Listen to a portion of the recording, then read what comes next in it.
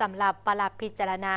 ห่างมติว่าด้วยการทับพงเอาบทรายงานเกี่ยวกับนโยบายสุขยู่ส่งเสริมการก่อสร้างและซ่อมแปลงทางในระยะใหม่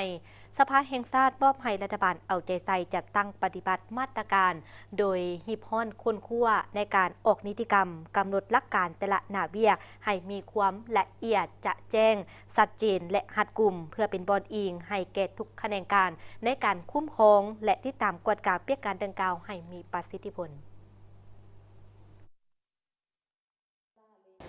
ต่อกับหางมติเกี่ยวกับนโยบายสุขยู่ส่งเสริมการก่อสร้างและซ่อมแปลงทางในระยะใหม่นั้นกองประชุมก็ได้ตกลงรับพ้องเอานโยบายสุขยู่ส่งเสริมการก่อสร้างและซ่อมแปลงทางในระยะใหม่ตามการเสนอของรัฐบาลด้วยการลดผ่อนภาษีอากรนำเข้าวัสดุก่อสร้างและกลจักรค่าทรัพยากรธรรมชาติและอากรมูลค่าเพิ่มเป็น 50% ของอัตราการเก็บตามที่ได้กำหนดไว้ในกฎหมายและนิติกรรมใต้กฎหมายที่เกี่ยวข้อง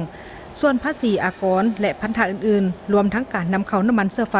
แม้นให้ปฏิบัติตามกฎหมายซึ่งการจะตั้งปฏิบัตินโยบายดังกล่าวนี้จะเฮ็ดให้มูลค่าโครงการลดลงประมาณ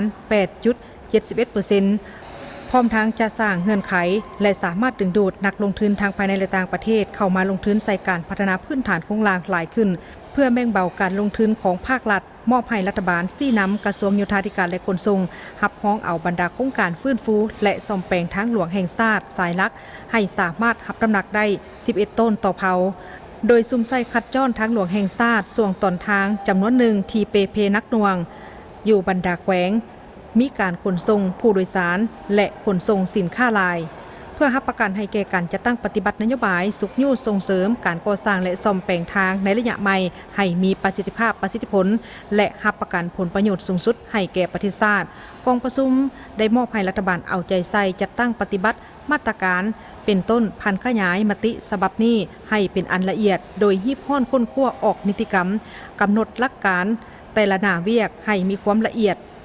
จะแจ้งชัดเจนและหัดกลุ่มเพื่อเป็นบทอิงในการคุ้มครองและติดตามกฎกาการจะตั้งปฏิบัติแต่ละโครงการรัฐเป็นเจ้าการสำรวจออกแบบและกำหนดบุริมสิทธิ์เส้นทางสายหลักที่เป็นเป้าหมายของโครงการทดลองแล้วดำเนินการจัดซื้อจัดจ้างตามกฎหมายปรับปรุงการออกแบบโครงสร้างทางให้ได้มาตรฐานเทคนิคแนใส่นำใส่วัสดุก่อสร้างที่สามารถผลิตและสนองได้อยู่ภายในประเทศให้หลายขึ้นเป็นต้นซีมังเหล็กเส้นเป็นการส่งเสริมการผลิตภายในทดแทนการนำเข้าลดพรการนำเข้าอย่างหมักต้อยและวัสดุอื่นจำนวนหลายให้ลดขั้นตอนของการจัดตั้งปฏิบัติโครงการบูรณะซ่อมแปลงทางหลวงเข้าในแผนการลงทุนของภาครัฐให้กระทัดรัดโดยตัดขั้นตอนของการศึกษาความเป็นไปได้ในเบื้องต้นโครงการก่อสร้างและการประเมินผลโครงการแม่นบรรจุเข้าแผนการลงทุนพอเป็นเวียกฟื้นฟูและซ่อมแปลงเส้นทางที่มีอยู่แล้วบ่แม่นเวียกงานที่ก่อสร้างใหม่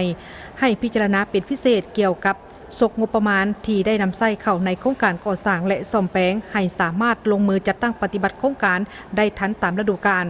ผู้รับเหมาโครงการที่ได้รับนโยบายต้องได้สร้างตั้งเป็นนิติบุคคลใหม่ขณะการที่เกี่ยวข้องต้องได้มีการกวดกาแผนการนำเข้าวัสดุก่อสร้างอย่างเข้มงวดและสอดคล้องกับบัญชีสินค้าและเข้มงวดในการนำเข้าตัวจริงกำหนดกลไกการคุ้มครองติดตามกฎกาและมาตรการการนำเข้าวัสดุก่อสร้างและกลจักรอย่างเคร่งครัดเพื่อบ่ให้มีการสวยไส้โอกาสและเป็นช่องว่างในการนำเข้าวัสดุและกลจักรที่นำมาใช้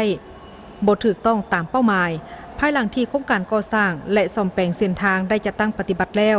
ต้องมีการสรุปกวดกาการนำเข้าทั้งหมดและปฏิบัติตามขั้นตอนของกฎหมายและด้านอื่นๆอีก